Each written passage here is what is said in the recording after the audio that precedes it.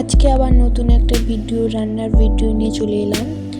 ফুলকপি আলুর তরকারি। ফুলকপি আলুটাকে একটু ভেজে নিয়ে কড়াই গরম করে সাদা সর্ষের তেল দিয়ে হলুদ গুঁড়ো লঙ্কার গুঁড়ো দিয়ে হালকা আঁচে একটু নাড়াচাড়া করে নেব।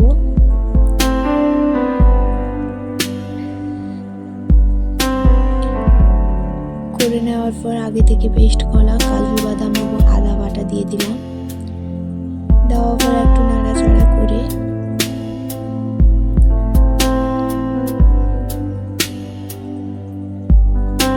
টমেটো পেস্ট দিয়ে দিলাম।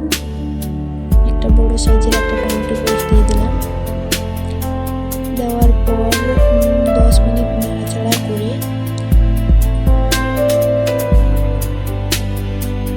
লবণ এবং চিনি দিয়ে দিলাম। স্বাদ মতো লবণ এবং চিনি দিয়ে দিলাম। স্বাদ মতো চিনি দিয়ে দিলাম।